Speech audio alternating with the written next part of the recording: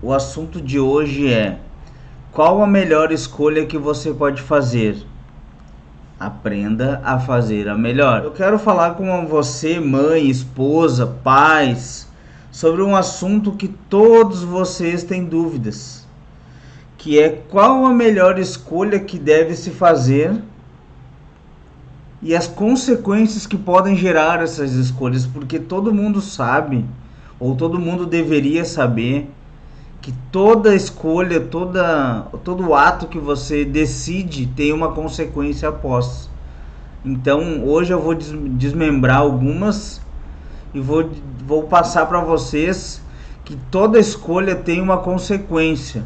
Mas fique tranquilo, fique tranquila, que para salvar das substâncias quem você ama, é necessário que você tome algumas decisões e faça algumas escolhas, mas saiba que tudo que você decidir vai ter uma consequência. Por isso, pense bem em cada uma delas. Como sempre falei e falo, a família tem duas escolhas para levar o dependente químico a um tratamento. A família pode escolher duas. São duas escolhas que decidem o rumo de uma vida em recuperação ou não. E essas escolhas são: primeiro, fingir que nada está acontecendo na sua casa e simplesmente largar nas mãos de Deus e esperar um milagre. E a segunda é abraçar a causa e demonstrar que você está ao lado do seu filho, ao lado do seu marido, para a busca de um tratamento. Mas claro que isso tem que ser bem pensado, você tem que bolar uma estratégia, porque não adianta eu chegar aqui e dizer assim: tá, mas tu vai largar tudo de mão e vai largar nas mãos de Deus e esperar um milagre? Porque muitas vezes eu também tenho que enxergar o lado da família, o lado do sofrimento que a família está passando. Talvez essa família não esteja aguentando mais aquele jogo que está acontecendo por parte do dependente químico. E aí o que acontece? A família já está totalmente prejudicada, está totalmente desestruturada emocionalmente, e aí eu não posso querer cobrar que a família esteja ao lado do dependente químico. Claro que se eu puder ajudar e puder decidir junto com a família, se a família me perguntar a minha opinião, é claro que eu vou dizer que eu prefiro, que eu acho mais sensato, que a família esteja ao lado do dependente químico. Sim, para o que deve é a busca de um tratamento, porque com certeza a busca por um tratamento, a nova caminhada, a nova maneira de viver, tendo a família ao lado, se torna muito mais fácil, se torna muito mais simples. Não estou dizendo que vai ser alguma coisa tão fácil assim, mas se torna muito mais fácil, porque a caminhada não é simples.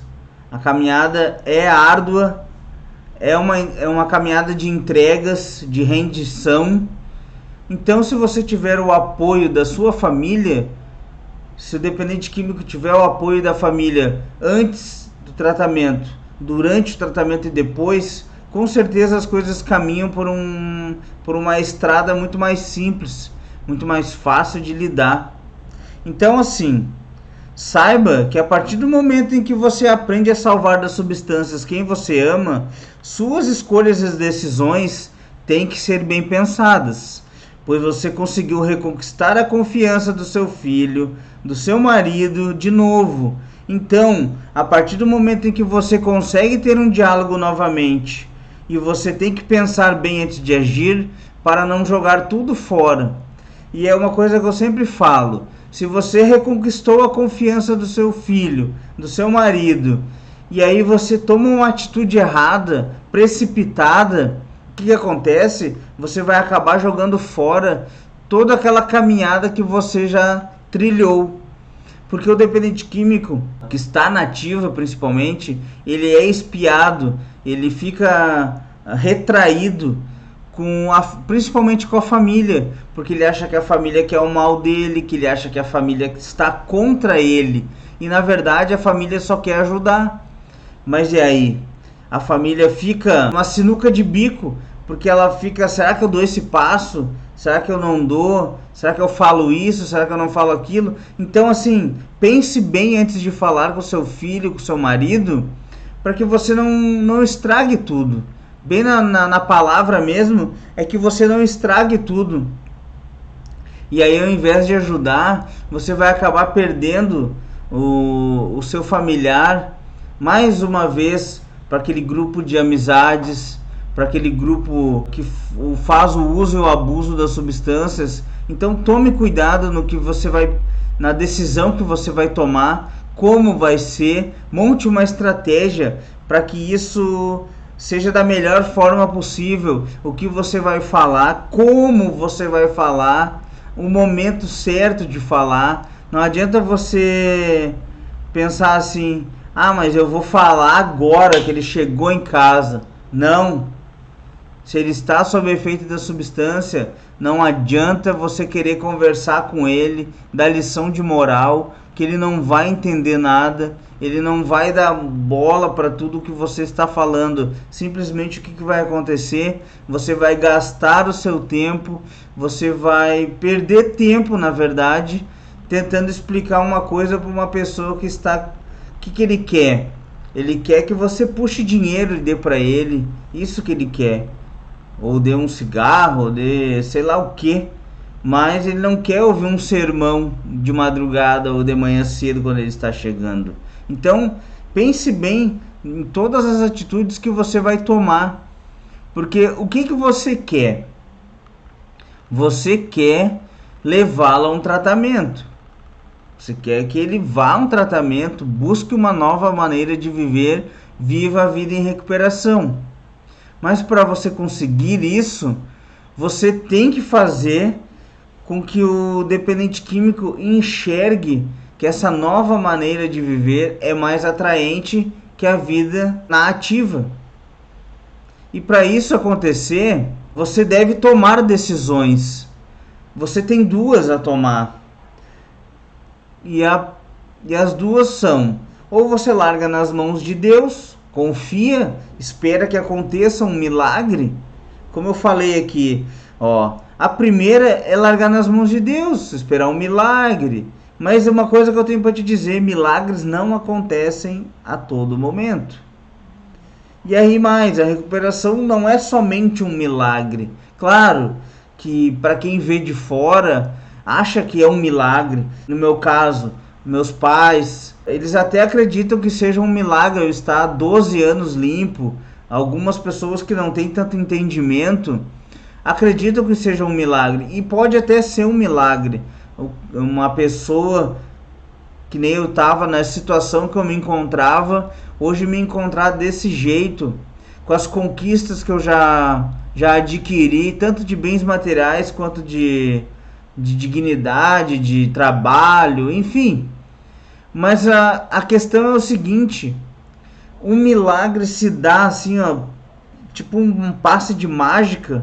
Não é toda hora que acontece. E não existe uma fórmula mágica, um passe de mágica que faça assim, pum, pronto, seu filho está curado.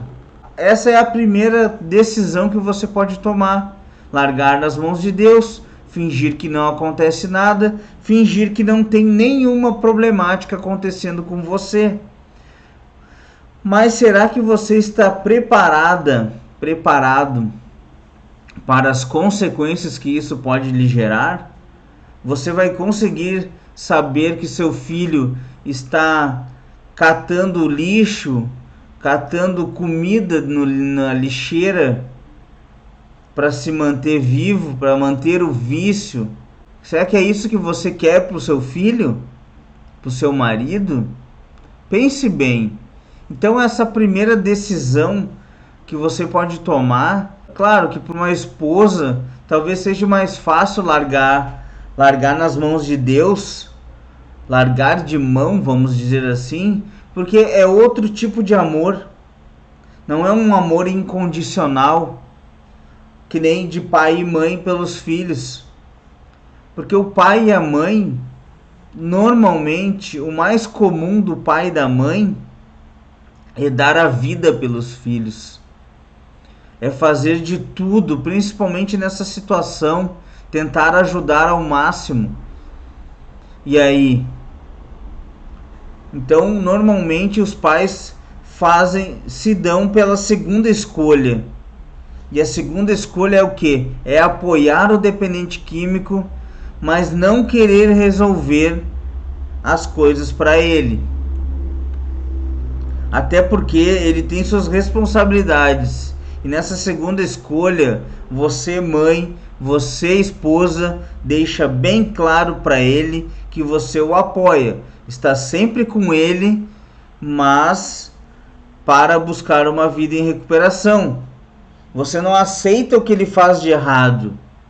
Você o apoia para uma vida em recuperação, para buscar um tratamento. E isso sim, você está lá, firme e forte com ele. Mas a partir do momento em que ele larga tudo de mão para sair para a rua, para fazer uso e abuso das substâncias, você não aceita esse comportamento. Você não aceita essa atitude, porque não é isso que você quer para ele. O que você quer para ele é que ele tenha uma vida digna, em paz, uma vida feliz, uma vida que você tanto sonhou para o seu filho, para o seu marido, que é uma vida em recuperação. Isso a família está aprendendo aqui no canal, em grupos de apoio, que existe uma vida após as substâncias, sem uso e abuso de substâncias, não importa qual seja ela, mas existe uma vida que pode ser vivida tranquilamente, bem vivida, muito feliz, muito alegre. E isso eu posso falar porque eu vivo assim. Eu aprendi a dar valor a outras coisas na minha vida, não a uma coisinha que cabe na palma da minha mão. Não, eu quero viver, eu quero ser feliz. E hoje eu consigo ser feliz de outra maneira, que nem tinha lá num grupo de apoio. Eu sou feliz de cara hoje. Eu não preciso usar nada para ser feliz. Eu sou feliz de cara limpa. Mas como as decisões de todo mundo têm consequências, eu alerto que a família deve ser prudente. Deve ser prudente, deve ter calma em todas essas decisões que for tomar, para não se precipitar ou afobar para ajudar quem você ama. Porque se você for afoito, se você for rápido, muito rápido, você pode não estar ajudando o seu filho, o seu marido, e sim você pode estar atropelando o tempo dele. Claro que você, com influência, com comunicação assertiva, com muito diálogo, você vai conseguir encurtar esse tempo para a busca de um tratamento. Com certeza você vai conseguir fazer com que ele aceite a sua ajuda o mais rápido possível, vai fazer com que ele fique menos tempo na ativa, vai fazer com que ele se prejudique cada vez menos. Isso vai fazer com que a rendição dele no tratamento seja mais fácil, mais simples, mais prática, que a desintoxicação, tudo vai ser mais fácil de lidar, que a desintoxicação dele seja menos prejudicial para ele. Porque a desintoxicação, a parte de se render a um tratamento, chegar a um local que tem regras, que tem limites, que tem horário para comer, que tem horário para dormir, tem horário para levantar, tem horário para trabalhar, é um turbilhão de coisas que acontece. Então imagina assim, um dependente químico que usou substância por 1 ano, e imagina um que usou por 10 anos. Quem vai estar mais desregrado? A tendência é que o dependente químico que usou por 10 anos esteja mais desregrado, porque ele já vem vivendo aquela vida totalmente contra os princípios da sociedade. Ele vive sem horário para comer, sem horário para dormir, sem horário para trabalhar, se trabalha, então ele não tem responsabilidade nenhuma. E aí um cara que está 1 ano no uso e abuso, muitas vezes ele ainda não perdeu tudo que ele tinha que perder, ele não chegou tão fundo no fundo de poço, ele não vai precisar chegar lá no barro do fundo de poço, porque ele vai ser instruído com menos tempo, ele vai enxergar, ele vai ter exemplos na instituição de tratamento que ele não precisa se prejudicar tanto, passar por certas situações que um cara, que um familiar, que um filho seu possa estar passando com 5, 8, 10, 15, 20 anos de ativa, se torna um dependente crônico, se torna um doente crônico, e isso se torna muito mais difícil de tratar. Então, assim, pense bem como você vai vai tomar essas decisões. Com certeza, uma coisa que eu posso dizer para você: todo mundo tem seu tempo, seu filho e seu marido tem, mas vá com calma, vá com paciência, que você vai conseguir reconquistar e trazer o dependente químico para o seu lado. Depois de o caso se tornar crônico, como retomar o casamento? Quando a doença já está crônica, primeira coisa, ele deve ser tratado, ele deve buscar um tratamento, a família, a esposa e o marido. Vai ser difícil convencer? Vai. Eu tenho que buscar um tratamento para o marido. Primeira coisa que eu tenho que fazer, eu tenho que trazer a confiança dele de volta para mim. Tem que trazer a confiança dele de volta para mim, porque ele já não confia mais na mulher. Porque a mulher já dá sermão, a mulher é chata, a mulher é isso, a mulher é aquilo. Então o negócio é o seguinte: a mulher tomou a decisão de apoiar o marido, dependente químico, está na ativa. Então a mulher começou a aprender, buscar conhecimento, influenciar, e sem xingamentos, com diálogo, comunicação assertiva, ela vai conseguir modelar esse marido para buscar uma vida em recuperação.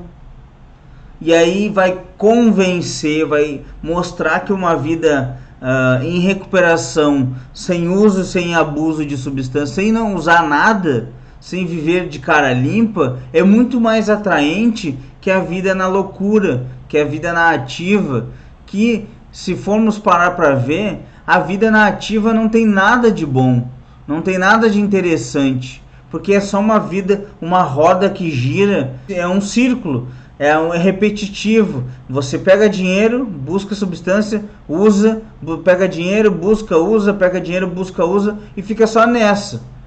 Então, a partir do momento em que você, esposa, mostra para o marido que essa vida não tem valor algum, mostra para ele que os valores têm que ser outros, e convence ele a ir a um tratamento, com certeza você vai conseguir retomar o seu casamento, porque dentro do tratamento ele vai aprender a dar valor à família, aos filhos, à esposa que está lá correndo atrás das coisas para ele e nunca o abandonou, tá? Eu vou responder aqui, tem mais uma. Então eu tenho que intervir no comportamento? Sim, você deve intervir no comportamento, porque a doença é comportamental. Então, se você consegue buscar a confiança dele novamente, conquistar o diálogo dele, começar a ter um diálogo com ele. E quando eu falo ter um diálogo, é quando você, mãe, esposa, fala e seu filho e o seu marido falam também. Quando as duas pessoas trocam ideias, expõem a sua vontade, expõem o seu ponto de vista. E aí você consegue modelar esse comportamento do seu filho, do seu marido. Você pergunta para ele por que ele está nessa situação, por que ele não aceita sua ajuda. Daí você vai montando a sua estratégia para chegar até o ponto de levá-lo à instituição de tratamento. E é assim que funciona, com diálogo, com conversa, com paciência, com calma, sem xingamentos, sem ofensas, sem discussões. É assim que se retoma tudo na dependência química. E tem mais uma pergunta aqui.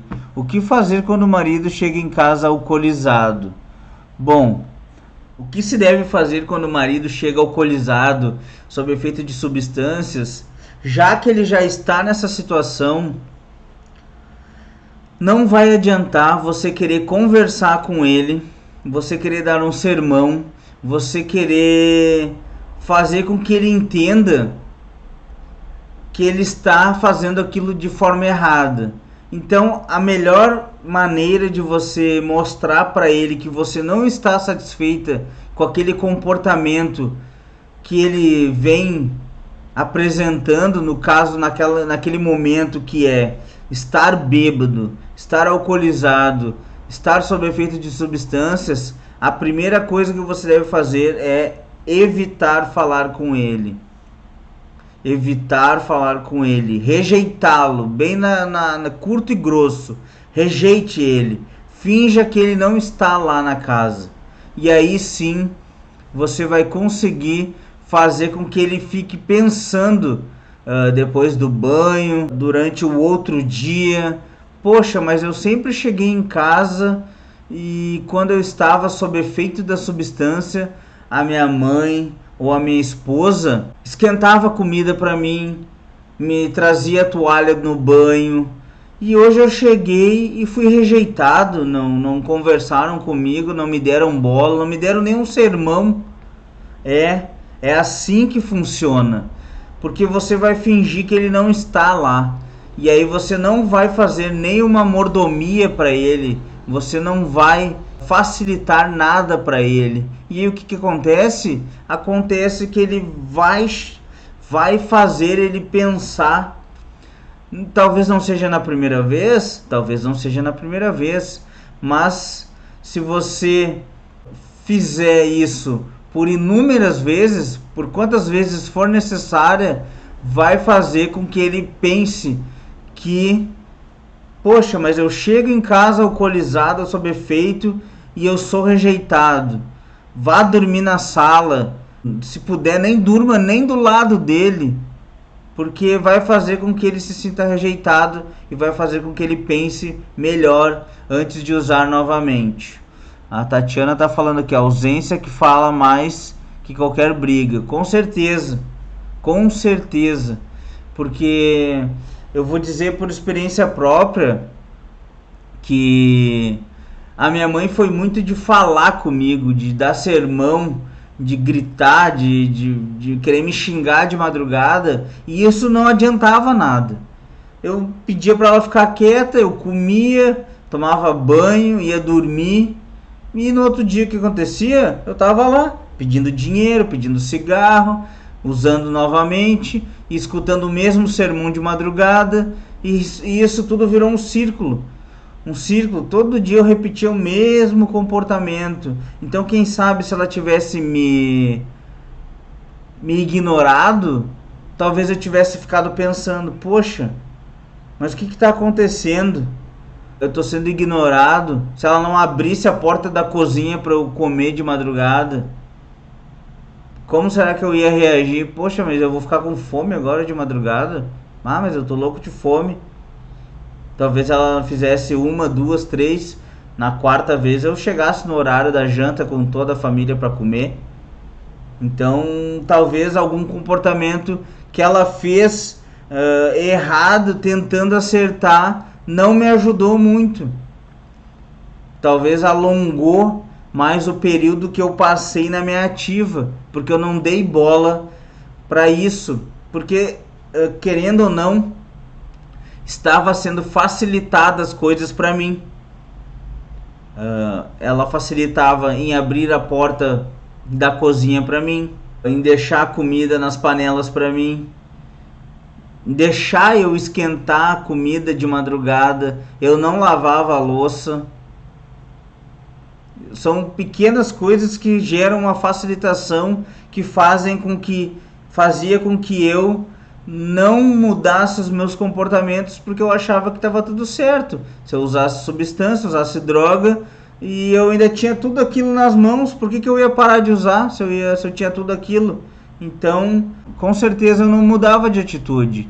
E aí aqui a Tatiana tá falando, quanto mais atitudes erradas, mais crônico fica. Com certeza, porque eu passei longos e longos anos da minha ativa por atitudes erradas, por falta de conhecimento da minha família, por a minha família fingir que não estava acontecendo nada. Talvez a minha família pensava que eu precisava pedir ajuda para eles.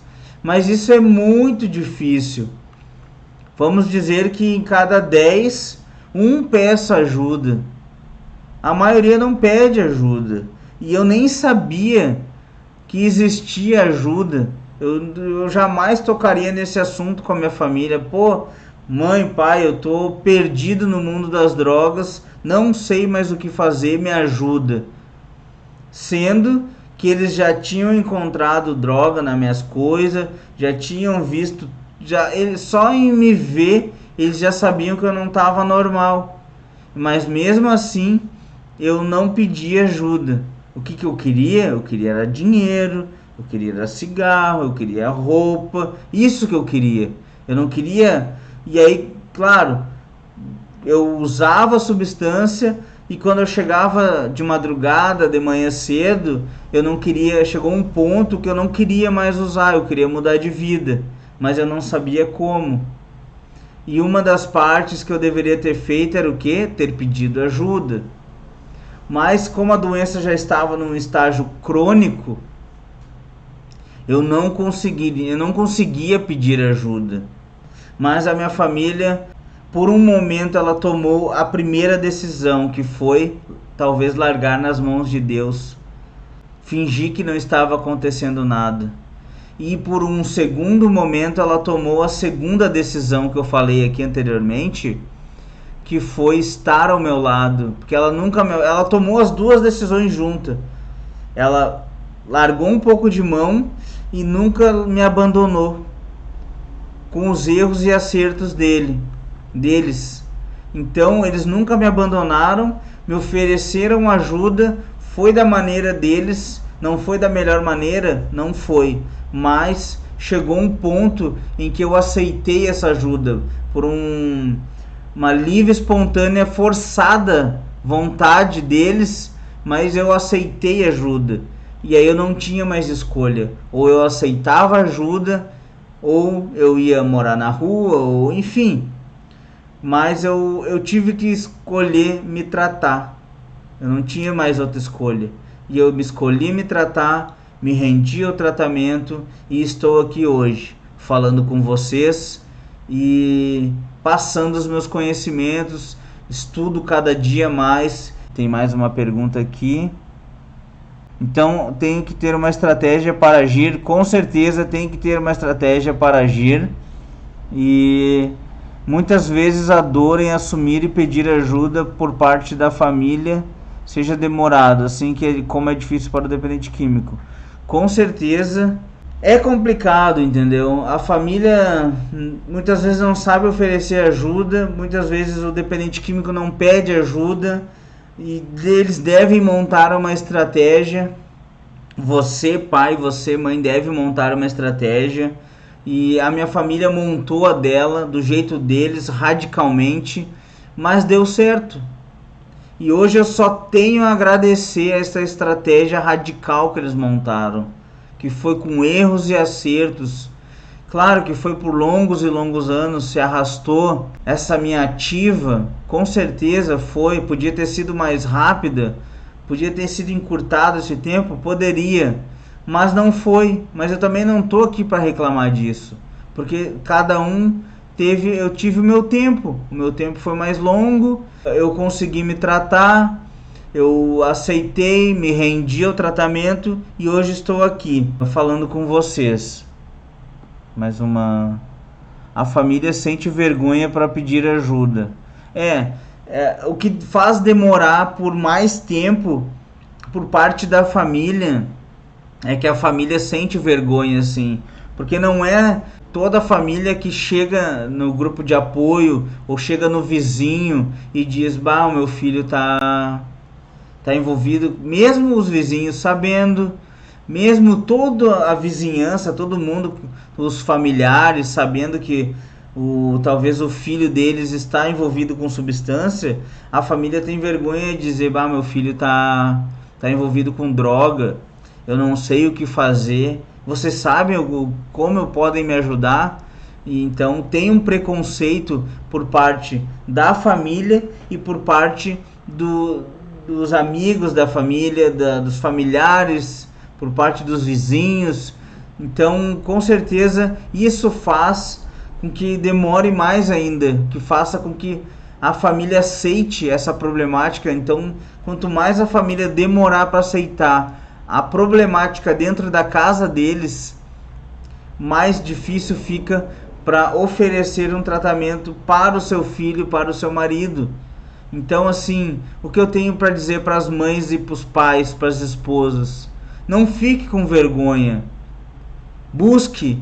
Se você não quer ir num grupo de apoio, fale aqui comigo.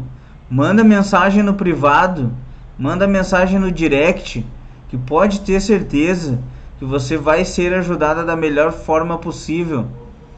Você vai ser ajudada da melhor forma possível. Você não vai ser exposta, você não vai ser identificada, mas o que não pode acontecer é você ficar com dúvidas, você ficar passando por essa problemática cada vez mais, que cada vez fica mais crônica e mais difícil de tratar. Então, assim, não fique com dúvidas. Tome a sua decisão. E se eu não vou tomar a decisão por você. Eu não posso fazer isso. Eu não posso dizer assim, Maria, João, faça isso que vai dar certo. Até porque não tem uma fórmula mágica que dá certo para todo mundo. Cada história é uma história, mas tem um cronograma que ajuda a todos. Mas ao decorrer da caminhada de cada um, vai se melhorando, vai se personalizando cada vez mais essa maneira de tratamento, o modo de tratamento, como fazer, onde fazer, quando fazer. Mas por isso, tome a sua decisão com calma, busque conhecimento, busque uma estratégia para que a doença não fique cada vez mais crônica. E aí você vai conseguir chegar ao objetivo.